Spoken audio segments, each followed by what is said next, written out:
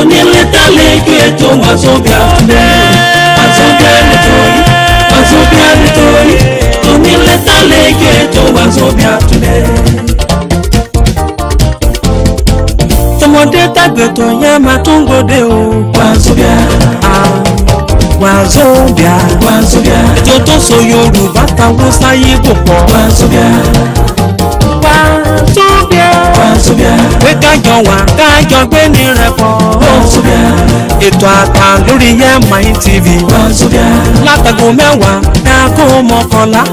Òwúrọ̀ ni òwúrọ̀. Látọjọ́ Monday dọjọ́ Friday. Pẹ̀lú àwọn atọ́kùn tó ní làákàyè. Ètò àtàtà tó ń kọ́ni lọ́gbọ́n. Tó so Yorùbá táwọn sáyé kò pọ̀ rẹ̀. Lábala lẹ́tọ̀ yó. Ló ń gbàlejò lórí ètò yìí. Wá polówó ọjà lórí ètò yìí. Wá ṣèkéde lórí ètò yìí. Gbogbo ọjà tí bá polówó wàràwàrà ni ó máa ta ó. Ìyàmú kan máa dà kán kọ̀ bá fẹ́ o.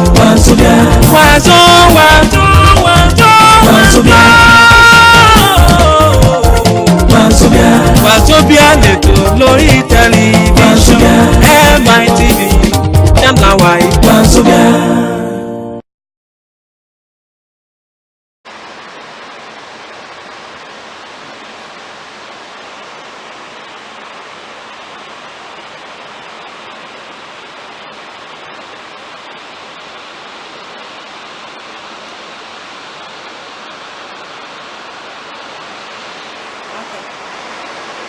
So, are you set? Yeah.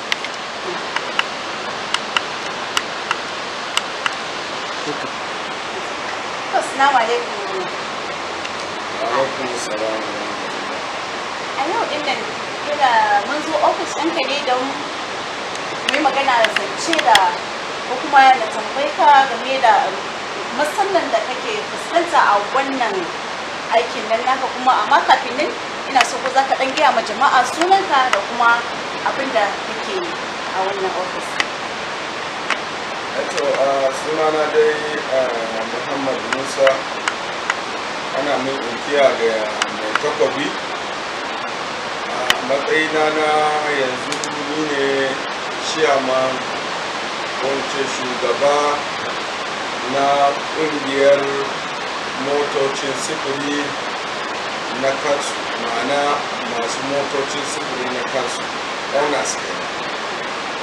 So ana kira mu Road Transport Employers Association of Nigeria da turanci. Okay. So, muna so mu san matsalar da kake fuskanta game da wannan mutanen da suke kamar 'yan direbobi, wa'anda suke da gareji da wa'anda ba su da ma gareji, kuma da yanda suke tuki suke wayanci suke jan hatsari a hanya. To muna so mu san wannan matsalar da kake fuskanta game da wannan mutanen. To mu a tattare da mu ba mu da matsala. Domin mun san akan samu wasu direbobi a cikin direbobinmu wanda suke zama ɓata gari. Ma'ana ko a ce an same su suna shan gogoro ko giya ko kuma indian hem, to ba za ka iya a cikin jama'a dubu ka ce kowa sai ya zama na kirki ba. So amma dai ina tabbatar muku cewa a kaso 100 direbobinmu muna da no less than 90% wayanda yake mun san direbobi ne kuma direbobin kirki ne.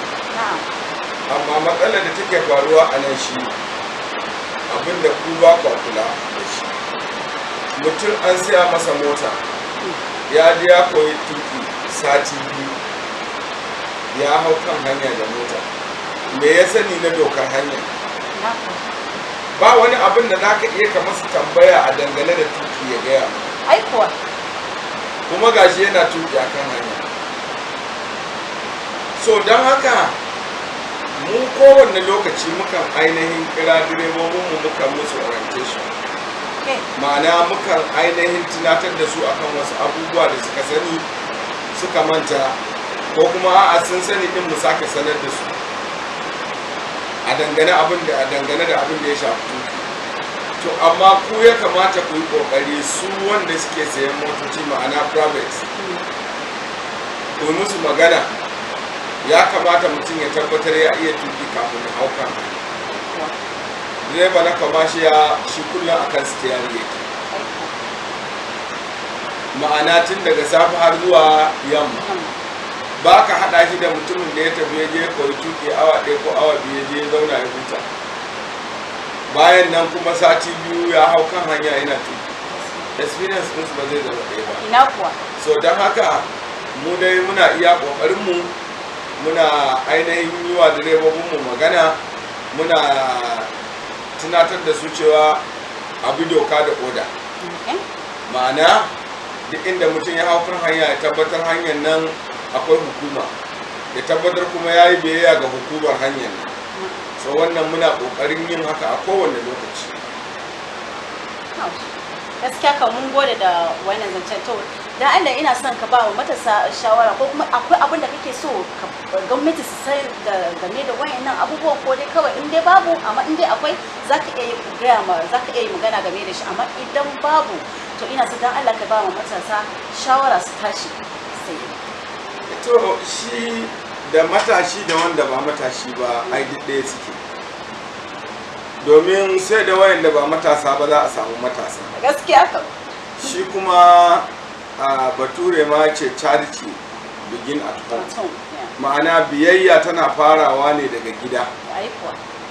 Idan aka ce yau yaro ya tashi daga gidansu bai da tarbiyya, to babu yadda za a yi a waje ka tarbiyyantar da shi. Amma duk wanda ya tashi da tarbiyya daga gidansu, to in ya zo waje ma in an bata ko ana neman a bata wannan tarbiyyar ba za ta ɓaci gaba ɗaya ba, domin in ya koma gida dole ya tuna da ita. A nan ni shawarar da nake ƙara bayarwa, dukkan matashi ya sani kyakkyawar rayuwa ita ce rayuwa ta kirki. Ma'ana ya ake samun rayuwa ta kirki? Ka san wannan abu mai kyau ne, ka san wannan abu mara kyau ne. Hanyoyi ne guda biyu, wannan tana da ƙaya, wannan ba ta da ƙaya. Hanyar nan da take da ƙaya, kai da kanka ka tabbatar in ka bi ta sai ka taka ƙayar. Ai kuwa gaskiya ne. Wannan hanyar da ka ganta ko ba ta da ƙaya, an ka tafi ka tabbatar ba za ka taka ƙayar nan ba, za ka wuce ba ka. So anan matashin da saboda wani al'amari na duniya baya da kuɗi ko wani abu ya dame shi, bari ya je ya shiga shaye-shaye, to kaga ba a tarbiyyantar da shi wannan ba. Shi ya tarbiyyantar da kansa wannan sha'anin, kuma duk abin da ya samu a ciki shi ya janyo wa kansa. Amma duk matashin da zai tsaya da safe ya tashi ya tunani, yau ina zan je, ba ni da abin da zan yi, wajen waye kamata na je, ya yi tunanin to bari in je wajen wani in taimaka masa da aiki, in ma dai in zan zo gida ko kudin mota ne ya bani da haka har zan samu abin da ni ma zan yi. Wannan shine matashi. Matashi wanda shi kullum burinsa ya wani wanda zai aikata wani abu mara kyau zai zo ya same shi ya bashi kuɗi ya je ya aikata, ma'ana ko da zai rasa rayuwarsa. Domin da abin da kika sani in dai aiki ne ana koyar da mutum shi, kuma akwai masu koyarwa ne wanda za su zo su ɗebi matasan kamar yadda kika yi magana, su koyar da su yadda za su yi sata, ko yadda za su yi kisan kai, ko yadda za su aikata wasu ayyuka waɗanda yake ayyukan ba na kirki ba ne. Akwai su, domin a nan akwai ayar tambaya. Ayar tambayan nan shi wanda zai zo ya ɗauki kuɗin nan ya baka, ka je ka koyi wani abu ko ya koyar da kai wani abu, zai koyar da 'ya'yansa, ko kuma a cikin wannan tafiya da ake kaga ɗansa guda ɗaya na kuwa. So kaga ashe kenan inda abin kirki ne ba zai fara nemo ka ba, zai fara nemo 'ya'yansa. Gaskiya kam. Tunda yau kuɗin da yake tarawa a gidansa har ya samu ya tara kuɗin nan, ba zai yadda ya fara ba wani na waje ba tare da ya ba wa 'ya'yansa ba. Ai kuwa. So don haka a cikin kuɗin da yake tarawa zai ba wa 'ya'yansa ilimi na kirki, a ciki zai koyar da su ainihin tarbiyya ta kirki, a ciki zai nema musu abin yi na kirki. To yaya ku kuma ya bar ku nan ya zo ya tattara ku ya ɗauki ɗan wani abu wanda zai zo ya lalata muku rayuwa. So don haka shi kowane lokaci ko da kai matashi ne ya kamata kai da kanka kawa kanka fada in ma ba wanda zai maka fada. Domin me amfanin ilimi? Ilimi amfaninsa shine ka san wannan abu mai kyau ne, ka san wannan abu mara kyau ne, shine amfanin ilimi. Amma duk lokacin da aka ce ga ilimi kuma ba a san mai kyau ba a san mara kyau ba, bai zama ilimi ba, ya zama jahilci. So wannan kirana da matasa su yi kokari su rungumi Allah da manzansa, su yi kokari su rungumi ayyuka na kirki, su yi kokari su bar ayyuka waɗanda yake ba na kirki bane. Kowanne bawa fatansa ya zama na kirki a gidansu da waje da ciki. To Allah ba mu zuri'a ɗaya ba.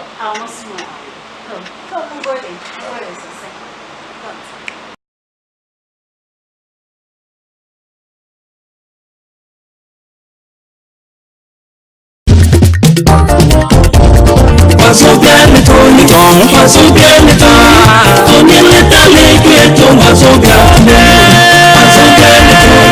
wazobiani toni, toni leta leke to wazobiani.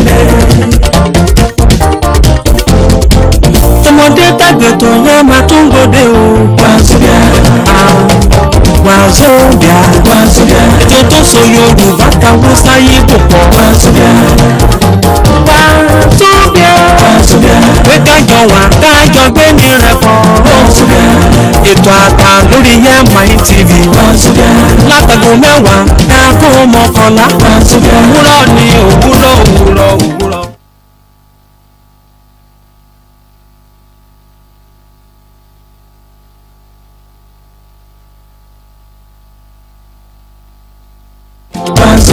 Látọjọ́ Monday Wazobia nítorí onílé sálẹ̀gẹ̀ tó Wazobia today. Tọmọdé tàgbẹ̀ tó yẹ máa tún gbòde o. Wazobia, Wazobia, Wazobia. Ètò tó so Yorùbá kàwé sáyé kò pọ̀. Wazobia, Wazobia, Wazobia. Pé kájọ wà kájọ gbé ní rẹpọ̀. Wazobia. Ètò àtà lórí Yemai TV. Wazobia. Látago mẹ́wàá káàkó mọ́kànlá. Wazobia. Òwúrọ̀ ni òwúrọ̀. Wazobia àlejò tó gorí afẹ́fẹ́ tá a gbádùn lónìí tá a máa gbádùn lójoojúmọ́. Ayọ̀lẹ́rìí lórí lórúkọ tèmi Bàbá Láyò. Ilékún lónìí, ilékún rẹpẹtẹ. Má jẹ́ dènà pẹ̀lú ìjẹ́dọ̀dọ̀ Àlímọ̀nà kájọ sọ̀rọ̀. To jama'a assalamu alaikum, barkamu da sake saduwa a wannan shirin namu Wazobia Plus da hata da gaba ɗaya muna nan lafiya a yau ɗin. Sunana Halima Hassan. Na fara. Ndị ya kere mụ na ya batụkwala bọsị kịta na-ede Wazobia Plus. Afọ kemgbe ngozi udene bụ ụmụ Naịjirịa. Everyone focus now for us to say how na dey.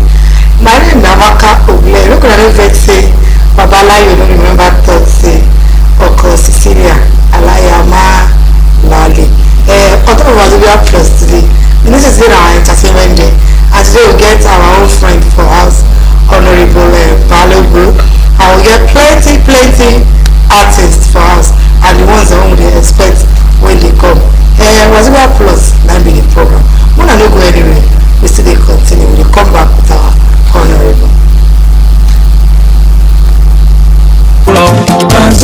Látọjọ́ Monday dọjọ́ Friday. Pẹ̀lú àwọn akọ́kùn tó ní làákàyè. Ètò àtàtà tó ń kọ́ni lágbọ́rọ̀. Tó so Yorùbá táwọn sáyé kò pọ̀ rẹ̀. Lábala lètò yóò. Ló ń gbàlejò lórí ètò yìí. Wá polówó ọjà lórí ètò yìí. Wá ṣèkéde lórí ètò yìí. Gbogbo ọjà tí bá polówó wàràwàrà ni wọ́n máa ta ọ́. Kẹ̀mú kan máa dà kán ọ̀pá ọ̀bẹ o.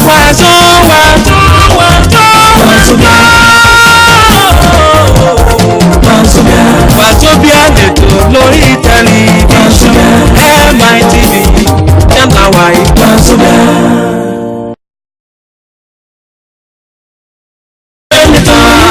Onílé tálẹ́gbẹ̀ tó Wazobia nítorí onílé tálẹ́gbẹ̀ tó Wazobia today. Tọmọdé tàgbẹ̀ tó yẹ máa tún gbòde o. Wazobia,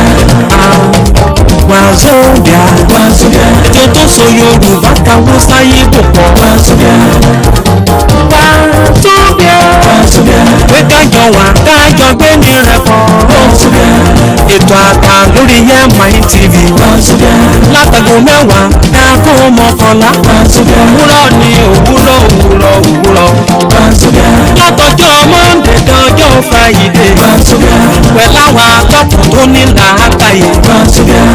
Ètò àtàtà tó ń kọ́ni lágbára. Tó so Yorùbá táwọn sáyé bò pọ̀ rẹ̀. Lábala lètò yó. Tó ń gbàlejò lórí ètò yìí. Wá polówó ọjà lórí ètò yìí. Wá ṣèkéde lórí ètò yìí. Gbogbo ọjà tí bá polówó warawara ni wọ́n máa ta ọ́. Ìjọba kan máa dà kán ọ̀pá ọ̀bẹ o. Wàásù. àlejò wa ní àárọ̀ yìí ní gbajúgbajà ẹni tí a mọ̀ bí ẹni mowó àgbà òṣèlú ni wọ́n. ọ̀rọ̀ ìlú Báyọ̀ Balógun wọ́n ti gbà kan jẹ́ alága ìjọba ìbílẹ̀ Ìbẹ̀jú Lẹ́kìrí kódà wọ́n ṣe kọmíṣọ́nà fún House of Assembly Commission.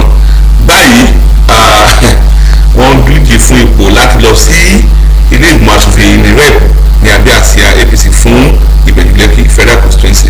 má jẹ́ dènà pẹ̀lú ẹ̀jẹ̀ àkọ́kọ́ bọ́ọ̀dù àmàkà kí àwọn náà kí wọ́n káàbọ̀ tó tó nípa àbẹ̀rẹ̀ iṣẹ́. My honorable, we greet you, say you come. Thank you. Kábíyèsí Ìbẹ̀jú Lẹ́kìrí come. Oh, wow, Okay, welcome on top of the program as well, please. We say as Ibiso, you a politician, and politician, let me say you learn the work. If you give us briefly how you want to start the journey, when you bring your richness to journey. Well, like the body you don't talk, I give Ogbonge for this. Our politics for Ìbẹ̀jú Lẹ́kìrí. We don't do the chairman for the local government, where we do lot of programs to help our youths and the community in general. Even when I was secretary to the local government, we did programs to make sure that we get many of our pikin enter Alausa.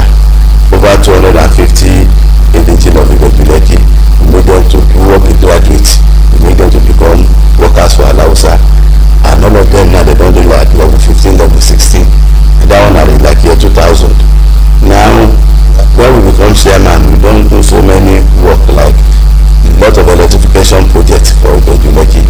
Because before Ìbẹ̀jú Lẹ́kìrí, we as a big reach in year 2000, we don't get past 5 transformers for the whole of Ìbẹ̀jú Lẹ́kìrí.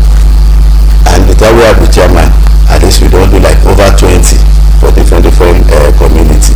And for that period too, we did make sure say many of our children they get admission to the university, because if you don't develop your children, no matter what you do for your body, you say omotiako, you might be later quarter. So you must first develop your children, so that when you develop your children finish, then it will be easy for them to do things regularly, make the family name they go front. And when we come begin do all these projects, electrification, road, construction, we didn't build school. For that period, we built school for Adeba. Now Adeba is one of the areas where they build now. We built school for Arapagi. And we repair all the other school we give for Ìbẹ̀jú Lẹ́kìrí, so that when our children they get school to go, they go fit enter university, because we no prepare them well from primary school, secondary school. To enter university, it go difficult. And with all those programs now, water projects for every community, we don't tell our people, no area you go see for Ìbẹ̀jú Lẹ́kìrí now where they use well again, na borehole. Don't make sure say every community they get their borehole wey they go dey use. And for roads too, now if you see the road wey the local government na the time wey we dey there, they know say local government sef fit do road with interlocking paving stone. You see Bogije road, Ọba Oníbẹ̀jú road for Ìbẹ̀jú township, wey we do interlocking road with the drainage, wey they go think say say na federal government do this kind one, say local government sef fit do this kind work like this. And we even build palace for the Ọba of Oníbẹ̀jú for that period. And thank God my successor too, he don build one for Oníbẹ̀jú now too. So for that, all those gain wey we don dey do, all those things wey don dey do for Ogbojuleki na dem come say now you come go since you don get the experience know wetin the Ogbojuleki need, you know where we start from, you know where we dey go, na you go come go do our representative for Abuja because now Ogbojuleki now e go become the future of Nigeria because I know Dangote dey bring in refinery now free trade to the Boku water seaport airport for land. If you never reach Ogbojuleki now you don dey late o so with all those boku program wey dey come for Ogbojuleki you need ogbonge person wey know as the thing be, know how to go make sure say all the projects wey dem dey bring so no become problem for us in future. How you go dey do law Before we go answer that person, like I said, I don't need anything for Ogbojuleki again. Without this one, you know. And na here I dey talk now because I dey bring all those big projects now. Okay. If they need road wey dem go dey use to pass. Okay, the road never complete. The way wey dem dey bring Dangote sef get over 4,000 trailers for Ogbojuleki now. Okay.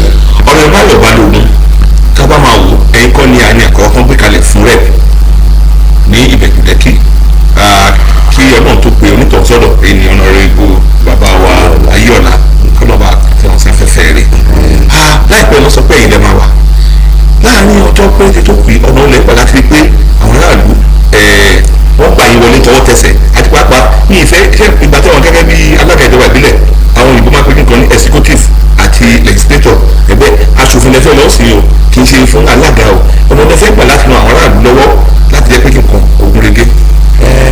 Ibi tá à ń sọ gangan nìyẹn torí ẹ̀gbọ́n mi ẹ̀kọ́ náà kó dẹ̀lẹ̀ fún torí àjọṣe alága gbà iná ní tẹ́lá rántí àwọn wà ní Lẹ́kì LCD mi wà ní Ìbẹ̀jú Lẹ́kì àwọn experience tí a ti ń gádà jọ ni wọ́n fi ní pé àwòdà jẹ́ kí ẹ̀gbọ́n ẹ̀ kó tẹ̀ kọ́kọ́ lọ́mọ adẹ̀wá wò pé ẹ tó bá jẹ́ ranking officer lọ́hùn náà tó máa ń fún wọn ní agbára láti rí nǹkan ṣe ní wọ́n fi ní pé jẹ́ kó ṣe tó fẹ́ ṣe lọ yìí gbàtọ́ dẹ̀ ṣe lọ́wọ́ tó náà dẹ̀ sọ bí pé kí ọ̀rọ̀ orí tó ṣe rí yìí èmi ò ṣe àjòjì nínú Ìbẹ̀júlẹ́kì ìyẹn lọ́wọ́ sọ wípé ẹni tó bá mojú ọ̀nà ló yẹ kó tọ̀ wọ́n fi ní pé ó jẹ́ èyí sì fún wọn nítorí gbogbo bí ta ṣe pàdé lọ́rọ̀ Ìbẹ̀júlẹ́kì kò sí ètò òṣojú ẹ̀ kò sí pé òṣèfẹ́ lọ kọ́ṣẹ́ níbẹ̀ ó ti mọ ibi tí iṣẹ́ yìí dé kọ̀ọ̀kọ̀ kò tẹ̀síwájú ni àtàbá sọ pé aṣòfin àti executive méjì wọnú ra wọn ni tó bá mọ problem tó wà nílẹ̀ o lè mọ bí tó ṣe fẹ́ sọ̀rọ̀ pẹ̀lú òfin ní ipa tó máa kó náà ni nínú ìta sọ pé gbogbo Dangote ń bọ̀ gbogbo wọn ń bọ̀ yìí sí refinery iṣẹ́ máa wà aláti ṣe òfin tó láti jẹ́ pé àwọn ọmọ wa náà láti ní ètò tó máa ṣe fún wọn bóyá kásímẹ́ǹtì tó máa fún wọn ní kótà aláti sọ di òfin tí òfin yẹn láti wà òfin federal nítorí free trade zone gbogbo àwọn bẹ́ẹ̀ yẹn òun ṣe abẹ́ state government ló wà abẹ́ federal ni àwọn òfin federal ló máa lè dè wọ́n mọ́lẹ̀ láti sọ pé ẹ fi àyè báyìí lẹ̀ fún àwọn ọmọ ìlú ẹ fi nǹkan báyìí lẹ̀ fún ọmọ ìlú and again lórí environmental impact assessment fún gbogbo àwọn project tí àbá tẹ́jú mọ́ èmi jẹ́ yàn kan tó jẹ́ pé nínú gbogbo panel tí wọ́n ṣe lórí àwọn EIA fún gbogbo àwọn project yẹn ni mo jẹ́ one of the panelists tí mo dẹ̀ mọ̀ gbogbo àwọn àlejò tá a rí pé àwọn iṣẹ́ yìí lè gbé wá tàdé tí wo ọ̀nà tó máa tọ̀ láti rí pé kò pa wá lára torí èmi gan mo ní masters in environmental resource management environmentalist lèmi dẹ̀jẹ̀ fellow institute of environmental accountants so gbogbo àwọn bí tí iṣẹ́ yìí ṣe lè pa wá lára gbogbo ìlú ẹ̀ mọ̀ àdẹ̀tí mi sọ pé a ṣe òfin láti fi di àwọn tó wá ṣe bísẹ̀sì náà torí oníṣòwò èrò nìkan ní tiwọn àwa tó ní ìbọn nílùú níbi tí ó tù àwa láti mọ kí ni àwọn ọ̀nà tá a máa gbà tí àwọn òwò tó fẹ́ wá ṣe yìí náà ọ̀nà títí tó yẹ kó ṣe gbogbo láti sọ láti bẹ̀rẹ̀ àwọn iṣẹ́ yìí tó bá ti ṣe débi báyìí títì ètò ìjẹ́ mẹ́ta tó lè yẹ kó di ọ̀nà márùn-ún ètò yẹ kó di ọ̀nà mẹ́fà gbogbo láti ṣe ìlànà ìsílẹ̀ tí àbádẹ́ mọ ẹ tó mọ nǹkan àbí ti gbogbo tó sọ yìí tó dẹ̀ mọ òfin tó máa fi dì í láti rí i pé wọn ò ní lè yapa kúrò nínú ètò tí wọ́n tò sílẹ̀ kò lè rọrùn fún wa ní ibẹ̀ àpapọ̀ tó di gbogbo rádìrádì nísìn àìfètò sí ọ̀rọ̀ environmental impact assessment report tó ti ṣẹlẹ̀ ni wọ́n pé wọ́n ṣe full implementation gbogbo àwọn ètò tó ti ṣẹlẹ̀ yẹn ni kò ní sí gbogbo wàhálà yìí torí ibi tó yẹ kí títí ti jẹ́ mẹ́wàá ìgbà tí ẹ̀ lò fún commercial àti ẹ̀ lò fún residential ó yàtọ̀ fún commercial ó ní títí tí àwọn tó nílò láti máa páàkì sí àyè tó máa páàkì sí gbogbo láti sọ fún wọn torí láti ṣe refinery láti ṣe gbogbo ẹ̀ máa ní ibi tó yẹ kó ó kéré jù ọmọ gba bí 5,000 trailers trucks lọ́jọ́ iwájú gbogbo ẹ̀ láti wà kò ṣe pé kakọ̀ ṣe gbogbo ẹ̀tọ́ sí kó wá dé ọjọ́ iwájú kẹ́kọ̀ọ́ lé sáàrin ẹ̀kẹ́gbó ní tó mu sìgá sẹ́gbẹ̀ẹ́ tó ṣe petrol station gbogbo ẹ̀ máa dàpọ̀ lọ́jọ́ iwájú torí ẹ̀ gbogbo àwọn ètò ìyẹn la fi mọ̀ pé ìwọ tó ti ṣe alága sẹ́rí iṣẹ́ alága jẹ́ iṣẹ́ tó jẹ́ pé grassroots ni ó mọ gbogbo nǹkan tó ń ṣẹlẹ̀ káàkiri ìyẹn ni ló fọ́ wa gan ẹ bá rí pé púpọ̀ náà tó bá ṣe alága tó bá lọ sí ilé ìgbìmọ̀ asòfin iṣẹ́ yẹn á easy fún torí ó ti rí ibi tí gbogbo àlébù yìí wà torí gbogbo nǹkan náà kọ́ bẹ̀rẹ̀ executive lè ṣe ó ti rí ibi tó yẹ kó fi òfin ràn àwọn lọ́wọ́ torí kan mi wà tí agbára tó wà lè ṣe. Before you continue I wan make you stop because of our time if you go now wetin be one bill wey dey for your mind say if I reach you this bill for my people I must try to pursue. sẹ́rí ìyẹn ní àsọ̀sẹ̀dé orí ti bíìlì àjọ ẹyọ kan lọ. I just want to mention one.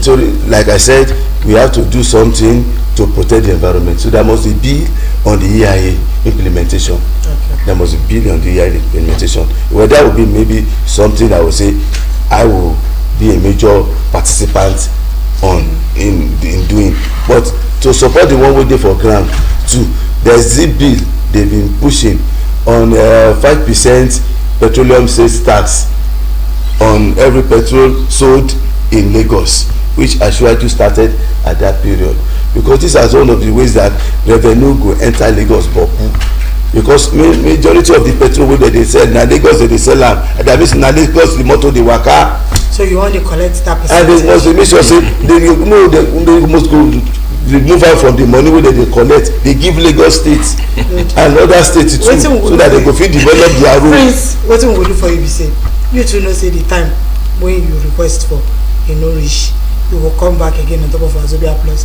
I wan lis ten to your manifesto before the election so I go want make you come back tell us wetin you get on ground then talk to Ibejuleke people. Na me be una son o Prince Balogun I dey go make una support me but you go come back for that one. Anytime we want me to come back we go get time again to come visit you and our people. Thank you so much. Ìpè wá sórí ètò yìí àwọn máa retí ń gbà mí ẹjẹ àdókè náà. Wazobia lórí ètò yìí Wazobia bá ṣe kéde lórí ètò yìí Wazobia gbogbo ọjà tí bá polówó warawara ni ó máa ta ó Wazobia tẹ̀mú kọ́ máa dà kán ọba ọbẹ̀ ó Wazobia Wazobia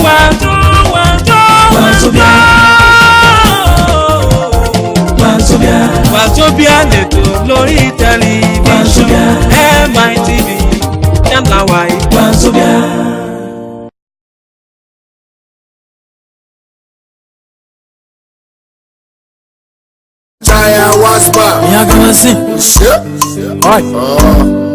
Don't get it twisted, it's Puff T on the beat. Mama mio, mama mio, mama mio, mama mio. Simba ma tọ́jú mama mio. Simba kọ́lé ma kọ́kọ́ fún mami mi o. Tó bá dé ma tọ́jú mama mio. Ma tọ́jú mami mi o. If I no chop, mama no go chop. If I no sleep, my mother no go sleep. If I dey sick yo, mama go dey worry. And if I dey cry, my mama go dey cry. Mama go dey cry. Father born anybody wey say mama no go eat. Na fruit of her labour, abeg him make she chop. Father born anybody wey say mama no go chop. Na fruit of her labour, abeg him make she eat. Mama mio, mama mio, mama mio, mama mio, mama mio, mama mio.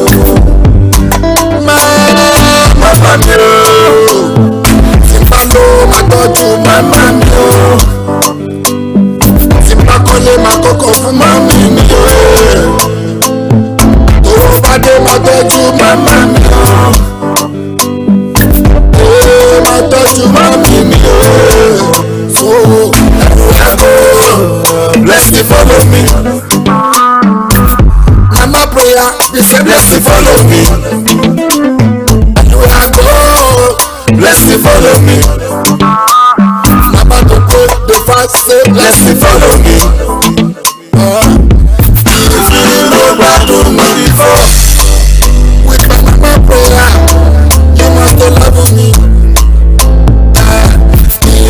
no call me J before. With my mama prayer, you must love me.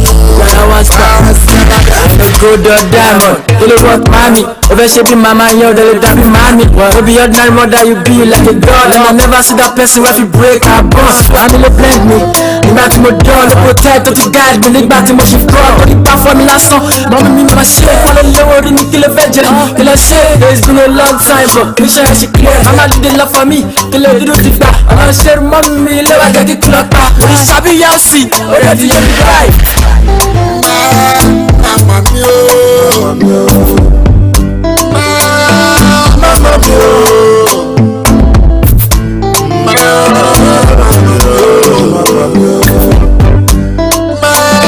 mama mio. Simba lo ma tọ́jú mama mio. Simba kọ́lé ma kọ́kọ́ fún mami mi o. Tó bá dé ma tọ́jú mama mio.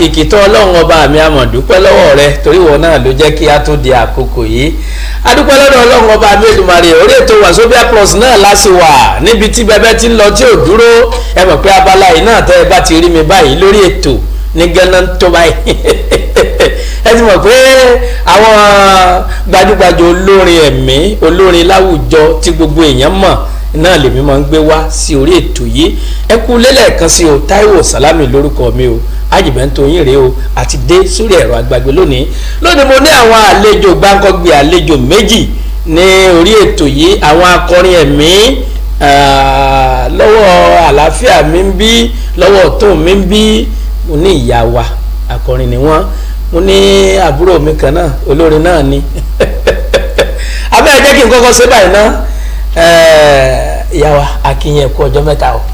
ẹ kú lẹ́sà ẹ kú ọjọ́ mẹ́ta. ẹ sọ̀rọ̀ sókè káwọn èèyàn mọ̀ pé olórin ẹ̀mí ni. ẹ kú ọjọ́ mẹ́ta o mo kí yín ẹ kú lé o a kú àlàjọ ọdún tuntun táwa yìí. kí ni orúkọ yín lẹ́kùnrẹ́rẹ́? orúkọ tèmi ni Clara Olúwatáyọ̀ Fèyítìmí tí gbogbo èèyàn mọ̀ sí Clara FCBA orúkọ tuntun. Clara FCBA orúkọ tuntun mo sì ń bọ̀ níbẹ̀ yẹn àlejò mi Adé Jésù àbí ògo Jésù ni. Adé Jésù Akínwùmí Akínwándé Adé Jésù. kí ló bá orúkọ yẹn dé? Iṣẹ́ Olúwa náà ló bá orúkọ yẹn dé. Ó jẹ́ nǹkan tí a fi fúnni láti ọ̀run wá láti ọ̀nà méjì sọ́nà mẹ́ta bí máa jẹ́ àlẹ́ tí ń jẹ́ ti pẹ́ ọlọ́dẹ ń gbà fún wa. ọ̀dà wọ́n bọ̀ ẹ̀yà wa FCBA ojú yín sì ń gún régé ló ń dán báyìí lẹ́dà bí ọmọ 30 years. ọlá Ọlọ́run náà ni. kí ló dé tẹ̀ ẹ̀yẹ iṣẹ́ orin láàyò? iṣẹ́ orin Ọlọ́run mọ̀ọ́mọ̀ pè mí sí ojú ọ̀nà láti ṣiṣẹ́ orin ni. àkọ́kọ́ náà bàbá mi jẹ́ ìránṣẹ́ Ọlọ́run àtìgbà tí mo ti wà ní kékeré bí ọmọ ọdún 7 ni mo ti bẹ̀rẹ̀ sí ní kọ orin àtìgbà yẹn ni mo ti mọ̀ wípé iṣẹ́ yìí Ọlọ́run mọ̀ọ́mọ̀ fi fún mi pé iṣẹ́ tí mo fẹ́ kó ṣe gan lélẹ̀. ìyẹn ní iṣẹ́ orin. iṣẹ́ orin. ó tọ́dún wo tẹ́ ẹ ti bẹ̀rẹ̀? ó ti ṣe díẹ̀ o ó sọ pé nígbà tí mo ti wà ní primary school primary 5 ni mo ti ní òye yẹn mo ti ń gbìyànjú yẹn ni mo Ọlọ́run sì ń fún yín ṣe ní gbogbo àwùjọ ni mo ti máa ń kọrin ìgbà tí bàbá mi dẹ̀ tún wá jẹ́ ìránṣẹ́ Ọlọ́run mo ní oore ọ̀fẹ́ àti ṣiṣẹ́ yẹn dáadáa. adúpẹ́ ní ọ̀dọ̀ Ọlọ́run. Adé Jésù ó tó ọdún wo ìgbà wo àkókò wo àfojúsùn wo lẹ ti bẹ̀rẹ̀ sí o? Adé Jésù ti bẹ̀rẹ̀ láti kékeré dáàdi wa jẹ́ bishop ìránṣẹ́ Ọlọ́run then láti kékeré lọ sí mú wa láti máa ń bá wọn dún church everything fún àwọn church àbáláyé African church ni so láti bẹ̀rẹ̀ Ọlọ́run ti fún wa ní ẹ̀bùn tá a ti ń ṣiṣẹ́ Olúwa pẹ̀lú dáàdi dáàdi wa ṣaláìsí àtúnbọ̀sọ́tọ̀ ẹ̀gbọ́n wa náà tó wá jẹ́ venerable òun náà tún gbaṣẹ́ dáàdi as ìránṣẹ́ Ọlọ́run ní church yẹn bẹ́ẹ̀ láti bẹ̀rẹ̀ sí láti dá dúró táwọn boys ti pé láti ń ṣiṣẹ́ yìí dáadáa àti tó 18 years. bíi mẹ́ẹ̀ẹ́dógún sẹ́yìn àbí 18 òjò ti ń pa gbogbo ọjọ́ pẹ́ kí ni gún ṣe ní òjò ìyá wa ó ti tó rẹ́kọ̀dù mélòó tọ́nà ti gbọ́wọ́ yín ṣe. nípa oore ọ̀fẹ́ Ọlọ́run ẹyọ kan ni mo ṣiṣẹ́. ẹyọ kan kí là kó lé. orúkọ titun. orúkọ ǹjẹ́ lè fún wa ní tíntín níbẹ̀ káti ẹ̀ jájẹ́ ká jíjẹ.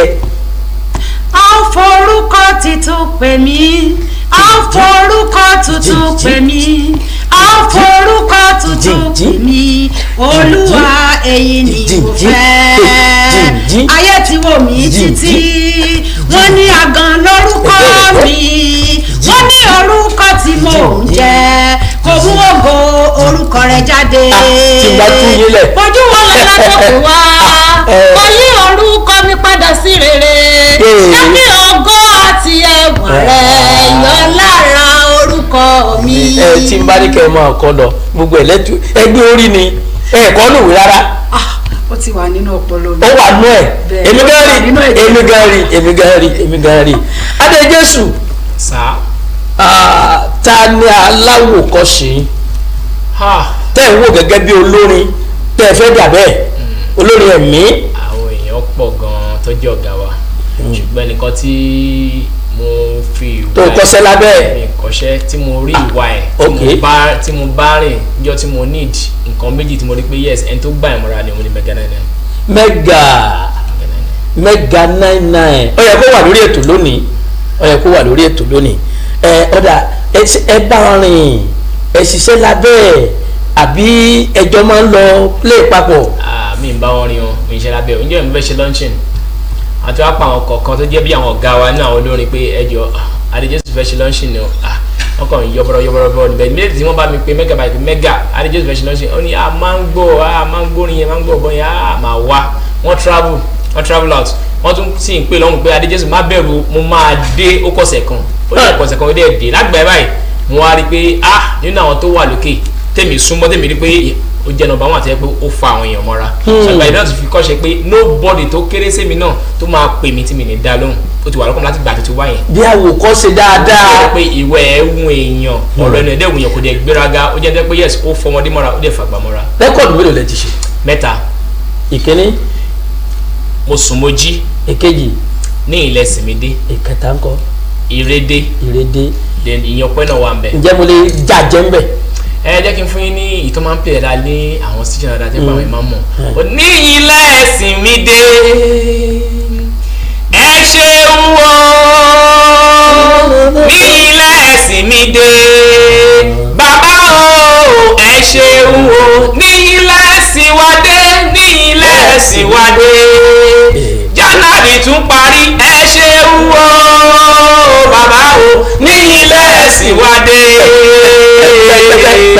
ẹ ṣeun o. mọ́kọ́ tẹ́ ọkùnrin yìí tí n bá tú yín lẹ̀ gẹ́gẹ́ bí olórí ẹ̀mí gbogbo ẹ̀ náà lẹ́kọ̀ọ́ ìyá wa àdúpẹ́ ọmọ ìlú wo gan-an ní Epsiba. ọmọ Ìlàrè Ìjẹ̀ṣà ni mí ní Ọ̀ṣun state. ní Ọ̀ṣun state dáàdi yín máa ẹ ti ní dáàdi yín ìránṣẹ́ Ọlọ́run ni wọ́n ṣùgbọ́n báwo lẹ́yìn ṣe ń gba inspiration àti yín. nípa àdúrà mo máa ń gba inspiration. báyà lójú oorun. ìgbà míì mo lè jókòó bá a ṣe wà yìí Ọlọ́run máa ń fi àwọn nǹkan kan mi. bẹ́ẹ̀ ṣe ń sọ̀rọ̀ yìí Ọlọ́run máa ń fún mi ní àwọn ohun pé eléyìí gbé báyìí ṣe báyìí màdé. àjẹ́ pé Ọlọ́run ni mẹ́ńtọ̀ yín báyìí. Ọlọ́run ni. òun nìkan náà ní darí yín. Ọlọ́run yìí sì darí èèyàn sígbó. Adéjésù èwo la tó ń retí. ó ṣe mí lóore. là ń retí lójú ọ̀nà. là ń retí lágbára Ọlọ́run. tó ń bọ̀ lọ́nà. ọmọ ìlú wo la Adéjésù. ọmọ akémàjò méjì ẹrú ní sí ni ẹ̀kọ́ kìí sí ènìyàn Ogun State.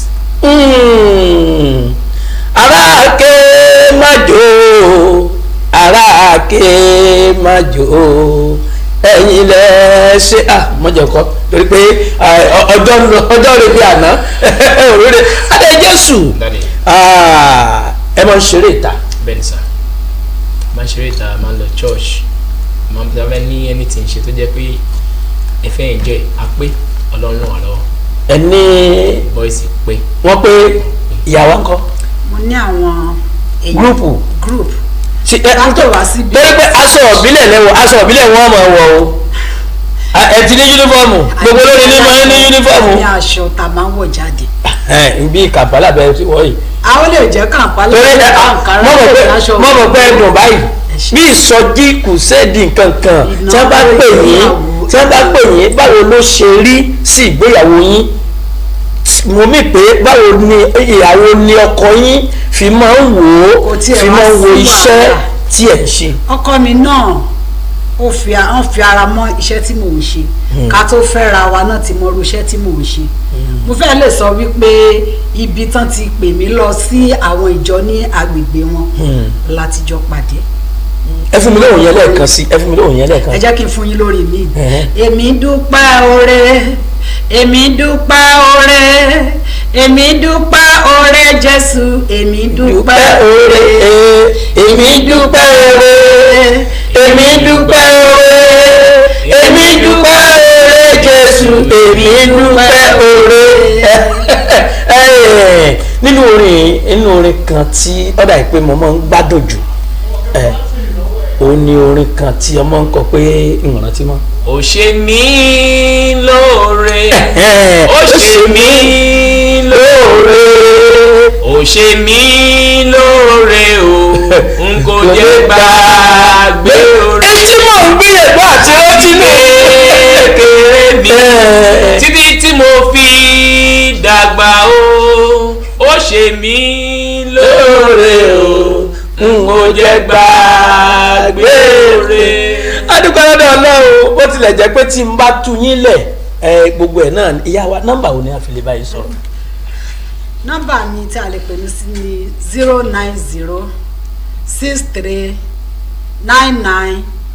09063991635 lẹ́ẹ̀kan sí. 09063991635 1635. Adéjésù ńkọ́.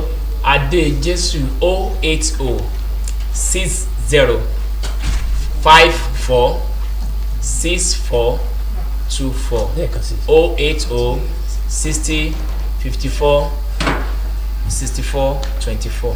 Ibi tá a rí mọ náà ní lórí ètò yìí lónìí Wazobia Plus ó sì ń tẹ̀síwájú títí ọ̀la táàtùmọ̀ fìrí àtayọ̀ pàdé ní ẹ̀ka ìkan náà. Táíwò Sàlámì lórúkọ mi o, ajùmọ̀tò ló ń dágbére wípé ire lójú owó rí.